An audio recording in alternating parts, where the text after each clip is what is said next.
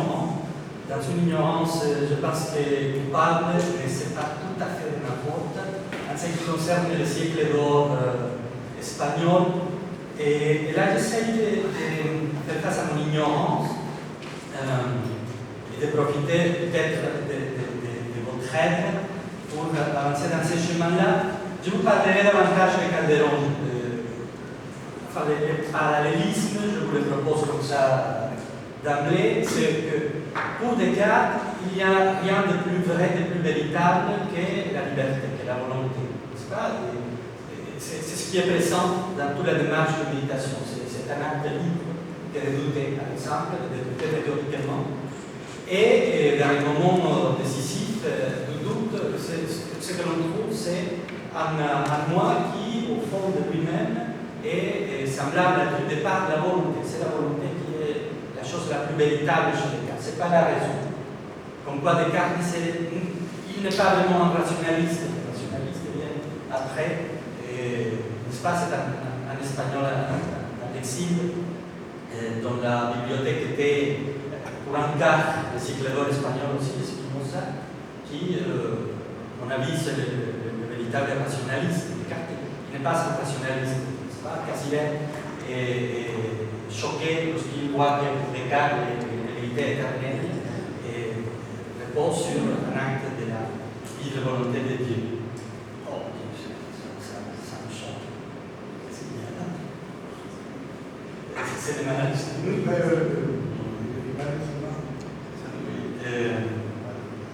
Bon, je pense à lire la lune.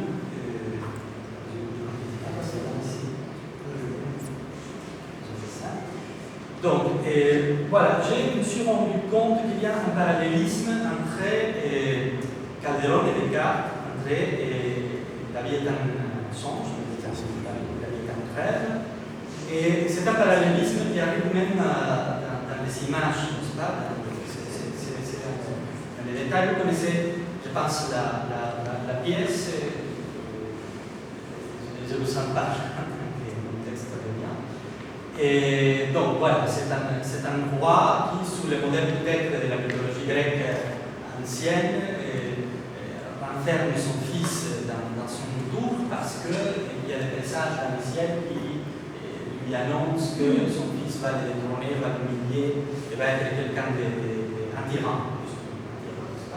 Donc, au début de la pièce, le personnage central de la pièce, c'est en quelque sorte quelqu'un qui habite la caverne Platon, mais dans une situation dramatique, politique, plus que philosophique, n'est-ce pas? Il y a la philosophie, la vie concernée. Et il y a aussi une sorte d'action de malingénie de la part du roi, parce qu'il tient enchaîné, il y a un maître total qui se charge de l'éducation Mundo, Sigismondo, je pense qu'il s'appelle en français, et qui lui parle du monde, mais il est enchaîné, il est dans la caverne.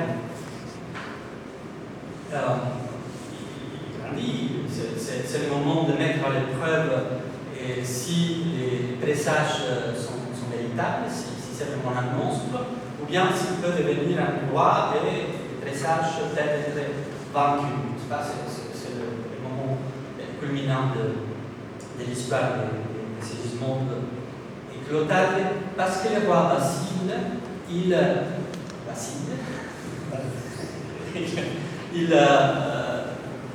il perd la foi un peu dans les présages, il considère la possibilité de la liberté humaine, du libre arbitre. C'est pas les astres, les étoiles, les astres, ils poussent la volonté, mais ils ne la déterminent pas. C'est pas mon fils, il est libre, il pourrait maîtriser son destin, il pourrait échapper à cette malédiction qui pèse sur lui. Et alors, il machine une situation comparable à celle du malingénie, mais plus riche, plus dramatique. Il va les libérer de sa caverne, qui sont comme ça, il va l'habiller en transe, après l'avoir drogué. Ce passage-là, il va se réveiller en roi. Celui qui est un prisonnier, dans une tour, comme s'il était dans une caverne de Platon, il va se réveiller un roi, il va être servi, n'est-ce pas? Pour voir comment il se comporte, et pour le mettre à l'épreuve. On fait comme ça, il se réveille, et puis sa volonté sauvage fait qu'il rentre tout de suite en concurrence, en conflit avec son cousin qui sera roi s'il ne peut pas devenir roi. Ce sont des choses aussi assez riches dans nuances de cette vie-là.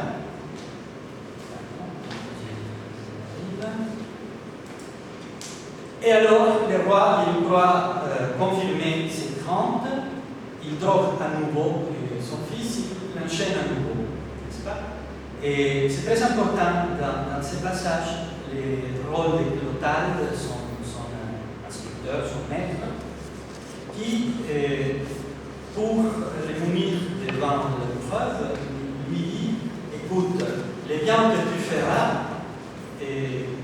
ça c'est valable, ça ne se perdra pas, même si ce que tu es en train de vivre, c'est un rêve.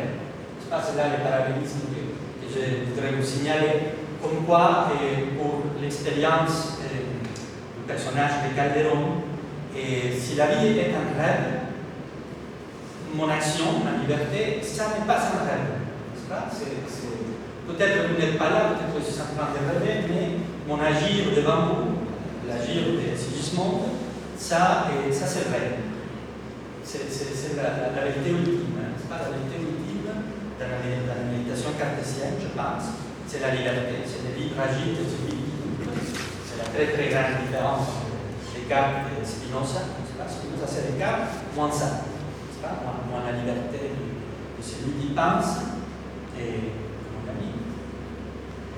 Chez Calderon, et c'est pas seulement Calderon, c'est pas dans tous les siècles d'or, il y a ce que Unamuno, au 19e, 20e siècle, disait la regalada gana, n'est-ce pas? C'est une chose, une valeur centrale dans la culture espagnole et hispanique, la royale envie, la regalada gana, le volontarisme espagnol est très bien représenté pour cette pièce de Calderon.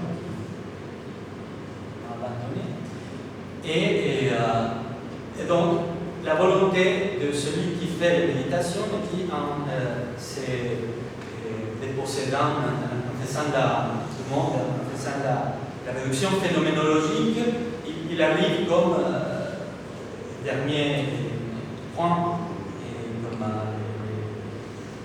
point d'Archimède, à sa propre liberté, à sa propre volonté. Là, il y a, je pense, un parallélisme assez fort. Puis, on pourrait parler d'une coïncidence, justement d'un parallélisme, mais en suivant un texte de Stephen Nadler, je ne sais pas si je le prononce bien, un chercheur canadien qui a étudié le parallélisme, la coïncidence aussi entre Cervantes et Descartes, il raconte des shorts, il doit faire face aussi au Malangélie. Et il pose la question d'une véritable influence. Et c'est là où je vois que M. Nadler, il ne fait pas beaucoup de citations, il semblerait que c'est lui qui commence ces recherches-là, qu'il n'y a pas d'autres recherches sur le sujet, que les cartésiens se renferment justement dans des textes de toujours, dans les discussions avec les cercles de toujours, il semblerait. Et je dois dire que par rapport à mon sujet d'aujourd'hui, je n'ai pas pu consulter, j'ai vu sur Internet qu'il y a des travaux des chercheurs sur Calderon qui font la comparaison, qui cherchent le parallélisme entre Calderon et Descartes, mais dans l'autre sens, je n'ai pas trouvé. Bon, j'ai mon texte, je vais vous lire la première page. Bon. Donc, l'oubli de l'Espagne du siècle d'or. La France classique a été précédée et accompagnée même à bien des égards pour l'Espagne du siècle d'or. Ceci est tout à fait établi en ce qui concerne les belles lettres et et Corneille en témoigne assez avec le signe, par exemple, mais surtout si l'on veut avec les menteurs qui copient rien de moins que la pièce de théâtre d'un dramaturge mexicain, La verdad sospechosa de Juan Ruiz de Alarcón. Après Marcelino Menéndez y Pelayo, c'était Alfonso Reyes qui en a attiré notre attention au Mexique dans un article de 1955. Mais c'est un fait d'ailleurs fort bien connu et depuis toujours, bien que parfois sa menton caché et oublié. En 1842, par exemple, l'Académie française s'est demandé à travers un concours quelle avait été sur la littérature française au commencement du XVIIe siècle l'influence de la littérature espagnole. Dans son fort intéressant essai sur les abeilles et les araignées de l'année 2001, qui sert de longue préface à l'anthologie des textes classiques, La querelle des anciens et des modernes, l'académicien contemporain Marc Fumaroli nous montre, avec une remarquable illusion, les sources italiennes des lettres françaises classiques et en même temps le processus des emprunts et des oublis qui sont politiquement corrects et les lettres cachées donc à l'égard de deux littératures et langues concurrentes. Mais les sources espagnoles, si nommées par-ci, par-là, y restent presque totalement négligées et on ne peut moins que regretter alors l'étude équivalente pour cette autre source incontournable des grandes lettres classiques françaises. 2 ans après la publication de l'essai de Fumaroli en 2003, dans la France espagnole, Jean-Frédéric Chaud nous offre, à la suite des chercheurs comme José Manuel Losada Goya et Alexandre Suranescu, l'étude qui nous manquait à cet égard. Et là, nous pouvons dire comment, par exemple, au temps de lumière tardive, Jean-Pierre Clary de Florian faisait noter déjà que presque tous les académiciens, dont le cardinal Richelieu composa l'Académie française, savaient l'espagnol et traduisaient ou imitaient les auteurs de cette nation. La langue et la culture espagnole étaient fort bien connues d'ailleurs, souligne Chaud, du cardinal lui-même et des milieux français contemporains et de Descartes et de Calderon. On a du mal à croire que l'Espagne moyenâgeuse était alors la grande puissance politique et culturelle qu'elle était, tellement les temps modernes ont fait à nous leur long travail. Et bien sûr, la sans cesse réitérée et très noire légende d'une Espagne fanatique et violente. L'homme d'État Richelieu connaissait par contre fort bien ses rivaux. Il les reconnaissait, comme Voltaire lui-même, lorsqu'en pleine lumière et en pleine lutte idéologique contre tout ce qui avait représenté la grande Espagne catholique, écrivait: les Espagnols ont une supériorité marquée sur les autres peuples. Leur langage se parlait à Paris, à Vienne, à Milan, à Turin. Leur mode, leur manière de penser et d'écrire subjuguèrent les esprits des Italiens. Et depuis Charles Quint jusqu'au commencement du règne de Philippe II, l'Espagne eut une considération que les autres peuples n'avaient point. Les Espagnols, depuis le temps de Philippe II jusqu'au Philippe IV, se signalèrent dans les arts de génie. Leur théâtre, tout à parfait qu'il était, l'emportait sur celui des autres nations. Il servit de modèle à celui de l'Angleterre. Et lorsqu'ensuite la tragédie commença à apparaître en France avec quelque éclat, il emprunta beaucoup de la scène espagnole. L'histoire, les romans agréables, les fictions ingénieuses, la morale, furent traitées en Espagne avec un succès qui passa beaucoup celui du théâtre, mais la scène philosophie y fut toujours ignorée. Jusque-là, c'est Voltaire qui parle. Et voici l'une des préjugés les plus tenaces de l'histoire de la philosophie moderne, et un préjugé performatif en plus, car il contribue à couper notre philosophie de sa riche tradition propre, la condamnant à une relation assez complexée avec les traditions philosophiques modernes des autres, dont justement avec les Allemands, les Anglais, les Français. Or, Mauricio Buchot nous rappelle que l'enfant Descartes a étudié la logique dans un manuel écrit par un jésuite espagnol, Antonio Rubio, dans l'Université de Mexico aussi. Et dans les sillages des travaux de Tienginson et grâce à des chercheurs français et italiens notamment, nous sommes en train de nous rendre compte de la très grande dette que la très originale œuvre de Descartes comporte à l'égard de celle de Francisco Suárez, un philosophe aujourd'hui très injustement oublié pour laisser de côté en Espagne comme ailleurs. Si dans son Espagne intelligible, en plus, Julián María s'essayait de nous montrer comment l'Espagne excentrique répond à sa manière à son propre chemin de l'unité historique et de son propre modernité, Jean-Frédéric Shaw nous parle, pour sa part, dans le terrain de la politique et de l'histoire étatique, de la France espagnole, justement, c'est-à-dire des racines hispaniques de l'absolutisme français.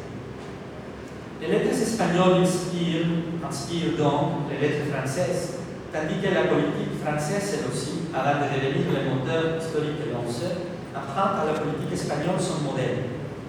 La grande philosophie moderne de Descartes et Naumbourg, dans Simon Pas, se trouve certes en rupture, mais surtout en continuité avec celle de l'escolastique espagnole.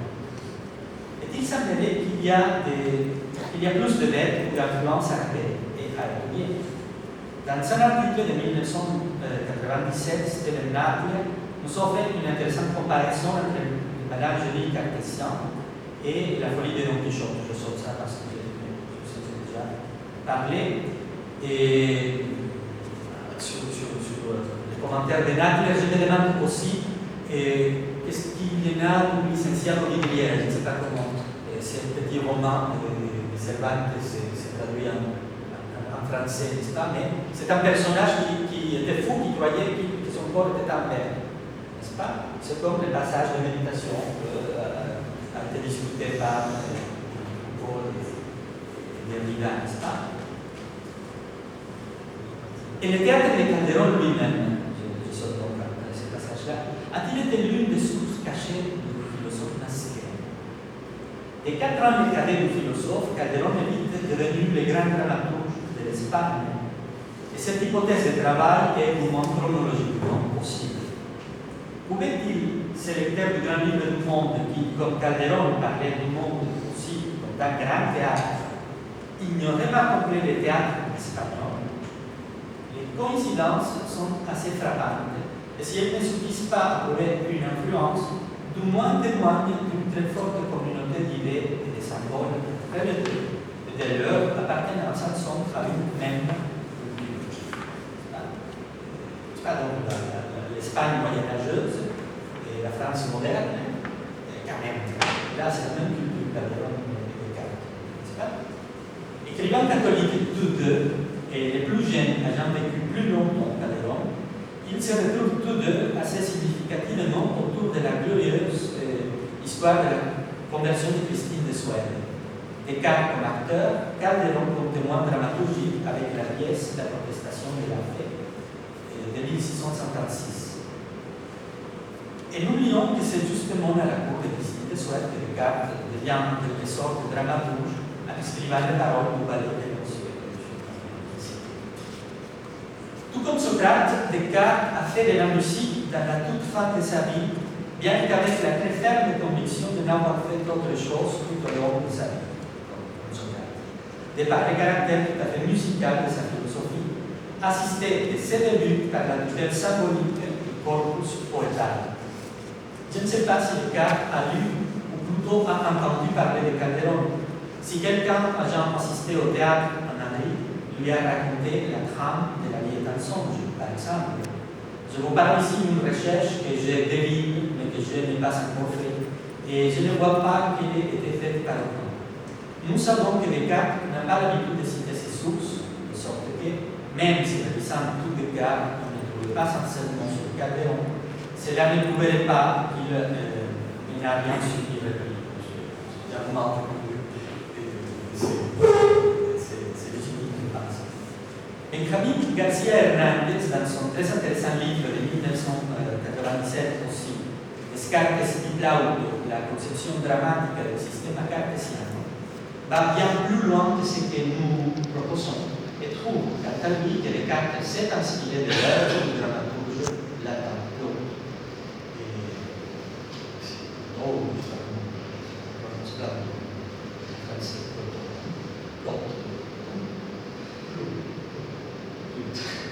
Il y souligne, le chercheur espagnol, je ne sais pas de quelle nationalité est-il, il y souligne la place centrale que les jésuites donnaient au théâtre dans leur enseignement.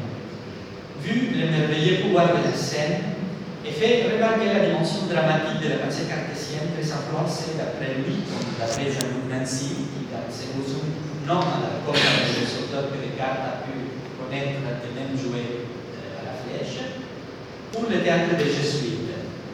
Les germes de sa pensée, écrit Garcia Hernandez, se trouvent dans sa formation littéraire. Miguel de Unamuno reprochait avec garde, à la lumière de Pascal et de Kierkegaard, un certain intellectualisme de sa démarche vitale et philosophique, et proposait, face à sa morale par provision, une morale de bataille, bien mieux à même de faire face, d'après lui, à l'incertitude de toute vie et de toute existence.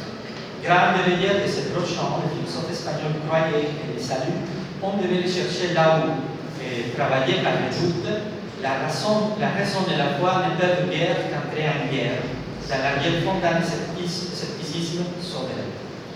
Chez Descartes, pourtant, il voyait une sorte de paix et de sérénité qu'il ne partageait pas et dont il se méfiait.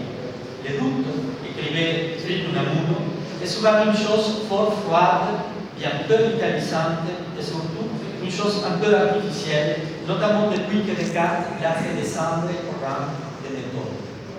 Pour lui, comme pour bien d'autres, le doute de Descartes n'est pas sans doute sincère, et il ressent le besoin d'affronter ces fonds de l'abîme vissés ou frôlés de même par la démarche cartésienne. Qu'en serait-il si, au lieu du combat spéculatif qu'il a soutenu face à l'erreur intellectuelle et contre le malin génie de méditation, Descartes avait donné un combat vital dans toute sa complexité de drame humain. Peut-être aurait-il été alors justement tombé au cadre de la barque. La vie d'un songe est une pièce philosophique. Et Sigismond a été élevé par Clotalde dans une tour dans laquelle il reste enchaîné par l'ordre du roi Basile, son père, qui craint l'accomplissement de certains très inquiétants passages qu'il a tirés de l'une de ces sciences rares et curieuses que Descartes a dû lui aussi du moins considérer dans sa jeunesse.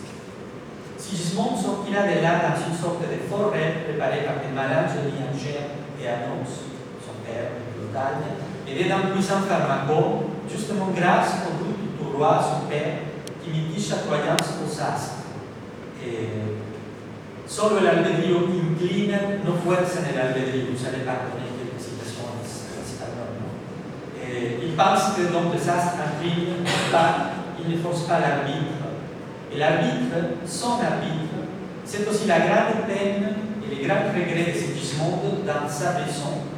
Et donc, où il est chargé de chaînes, il se complaint. Y teniendo yo más alma, tengo menos libertad, y yo, con mejor instinto, tengo menos libertad, y yo, con más albedrío, tengo menos libertad, y yo, con más vida, tengo menos libertad.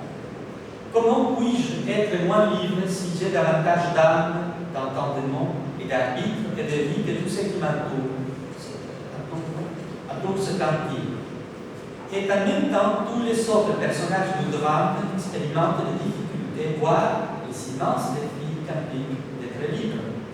Les drames de Calderon nous offrent un très bon exercice philosophique avec des dilemmes moraux fort embarrassants et fort incertains, avec des doutes qui sont pas froides et intellectuels, en même temps que vitaux, comme lorsque Clotalde, tel Abraham, au même moment de rencontrer son père dans les mains de celui qui semble être un champignon, il sait au même coup qu'il doit les rendre à la justice et de se faire les condamner à mort, car c'est l'ordre du roi. De telle sorte que, à peine récupéré, il doit prendre lui-même son propre fils et le sacrifier à sa loyauté envers son roi. Il y a de très beaux vers où Clotalde exprime son angoisse de ce qu'il doit faire. C'est pas rendre au roi au sacrifice de son fils ou de défendre de son sac. Fidèle à son roi, Clotalde a tout de suite de la chance, puisqu'au moment même de sa tragique détermination de rendre son fils au roi, comme Abraham sacrifie Isaac, le roi vient de dévoiler à la cour l'existence de son fils et d'elle l'interdit afin de le soumettre, lui, à l'épreuve d'être libre. Et voici que Sigismond se réveille roi, donc, et se voit forcé de faire recours à une sorte de cogito existentiel. Decir que sueño es engaño, bien sé que despierto estoy, yo, Segismundo, no soy, tan mis cielos, desengaño. Délivré de sa trame, sa puissance d'agir est désormais sans frein, ni moral, ni matériel, et il a volontiers. Nada me parece justo excepto contra mi gusto. Rien n'est juste si cela me comprend. Clotalde, son maître, aussi bien pour l'exemple qu'il vient de nous donner que peut-être celui qui lui parle du monde dans toutes ces années-là, de Malangeli devient alors l'inspiration de son propre doute méthodique et de sa morale de bataille. Considère, puissant jeune homme, que toute cette gloire qui t'entoure et cette puissance des membres sensibles puisse n'être qu'un rêve trompeur, lui conseille. Et l'argument est repris comme si de Dieu, par le propre roi Basile, à qui Sigismond déclare son ne trompe qui pourra. Je miroite le passage de méditation de Descartes, le Cogitovi, ne trompe qui pourra. Que quizás estoy soñando, aunque despierto me veo, no sueño, pues toco y creo lo que he sido y lo que soy. Y aunque ahora te arrepientas, poco remedio tendrás, sé quién soy y no podrás, aunque suspires y sientas, quitarme el haber nacido de esta corona heredero. Y si me viste primero a las presiones rendido, fue porque ignoré quién era. Donc il déclare sa révolte à son père, maintenant qu'il sait qui il est. Une sorte de cogito. La purification du doute dramatique plus que méthodique n'est pas encore tout à fait dans son point, et Clotalde doit rappeler à son disciple un véritable danger d'être trompé par lui-même avec de terribles conséquences. Y no puedo, por verte ya de todos duelo, seas cruel, porque quizás, y no por verte ya de todos duelo, seas cruel, porque quizás es sueño. Et Sigismond y arrivera, et des chemins déjà flexibles son cogito véritable de qui attend par la révolution phénoménologique sa révolution morale, disons, nous retrouvons dans la pièce de Calderon un passage tout à fait parallèle à l'argument du rêve, du discours et de méditation. No, ni aún ahora he despertado que, según Clotalde entiendo, todavía estoy durmiendo. Y no estoy muy engañado, porque si ha sido soñado lo que vi palpable y cierto, lo que veo será incierto, y no es mucho que rendido, pues veo estando dormido, que sueño estando despierto. Et Clotalde de reprendre sa leçon et de lui rappeler la vérité tout à fait irréductible du bien moral, lui disant qu'il faut, oui, mais pour au fond lui dire l'ultime vérité. Como habíamos hablado de aquella águila dormido, tu sueño imperio sensible, mas en sueños fuera bien, entonces honrar a quien te crió en tantos empeños en Gismundo, que aún en sueños no se pierde hacer el bien. Drogué donc à nouveau, et de nouveau confronté à ces deux semblables réalités, prisionné dans son tour implacable et fils de roi, Sigismond se décide enfin de s'appuyer et d'appuyer ses actions sur le seul point solide que le savoir met à sa disposition. Voilà, je lis les trois vers. Que estoy soñando y que quiero obrar bien, pues no se pierde obrar bien, aún entre sueños. Et là, j'arrête. Désolé de l'accident. Merci. Tout le monde n'a pas compris le rôle de la situation en espagnol, car ils sont tout à fait nécessaires pour comprendre ce que vous avez construit à l'intérieur de cette situation. Je pense qu'ils sont très, très fondamentales pour la compréhension de votre exposition. Ce que je voudrais, un instant, poser la question, c'est vous avez vu que l'origine, la germination de la pensée de Descartes est posée dans sa formation littéraire. Vous y trompez ou pas? C'est une thèse de García Hernández, le penseur espagnol que je cite. Oui. Vous pensez que tu as appris ça? Ah, ça me dit beaucoup, oui. Ça, en effet, vous savez, si on va lire le document qui est l'institution des écoles de suite, on trouve un espace très important pour le littéraire, mais on trouve aussi un espace très important pour le scientifique. Nous avons, par exemple, à la moitié du VIe siècle, la fondation à Rome de la grande école de mathématiques. Dans l'empire jésuite, les mathématiques sont les domaines les plus importants, les plus efficaces, tant que la philosophie est seconde. Les élèves doivent commencer à apprendre la mathématique et après à discuter avec la philosophie. Les manuels les plus importants de l'histoire de la mathématique, pas de l'histoire, des mathématiques qui viennent à être publiés dans les 17e, 18e siècle, ils proviennent tous de l'école jésuite espagnole. Donc, vous voyez que là, vraiment, il est un peu sur une fausse tradition selon laquelle les études cartésiennes étaient empruntées exclusivement sur les études littéraires. Il y a un mélange très important. Autrement, on n'explique pas comment en 1619, on commence à écrire l'ouvrage dont nous avons seulement des fragments, ce sont les règles à l'élection linéaire, qui sont la pièce la plus importante et la plus transcrite. Mais bien sûr, cette thèse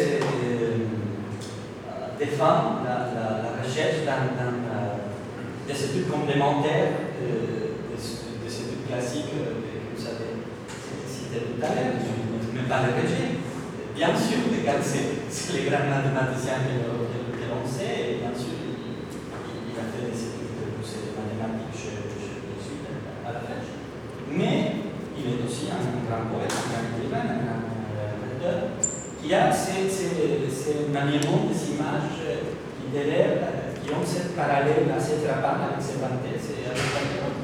Et c'est là, ça donne une piste, ma foi, très intéressante. Oui, ça donne une piste intéressante. Il faut avoir le nom pour sa passation, prévoir les écrits qui sont dans le cahier de Prochain. Et on trouve vraiment Olympica. Olympica, ce n'est pas seulement une méditation, une mythologie, mais c'est quelque chose de scientifique. Donc, il faut être il faut une grande caution à étudier des cas dans le moyen seulement littéraire. C'est pas ma thèse quand même. Non, ma question, je profiterai de la rencontre avec un philosophe hispanisant pour poser cette question. Et vous y avez répondu quand est-ce que Descartes a mis des solutions? Parce que vous l'avez dit, vous avez Descartes ne sait pas ses solutions. Et ça pose des problèmes de repère dans son texte, là où il y a des correspondances. Mais le parallélisme est tellement important pour qui connaissez la dérobe, avez-vous une piste pouvant permettre de savoir si Descartes a effectivement lu? Seulement cela. C'est une piste que je viens de retrouver très intéressante. C'est seulement une piste. Ma foi, je crois que non. Si je devais parier maintenant, je parierais que non. Je parierais que non. Mais, comme je dis dans le texte, cela n'empêche, par exemple, que Descartes ait eu une conversation avec quelqu'un ayant vu la pièce à Paris. Parce que quand même, les images... ce sont surtout des idées que l'on avec un grand série. Naturellement, ceux qui ont pas pensé aujourd'hui, nous avons Internet, mais là, on avait aussi des idées qui s'est déployées dans cette édition-là, qui sont les méthodes. Merci beaucoup. Merci à tous. Merci à tous pour votre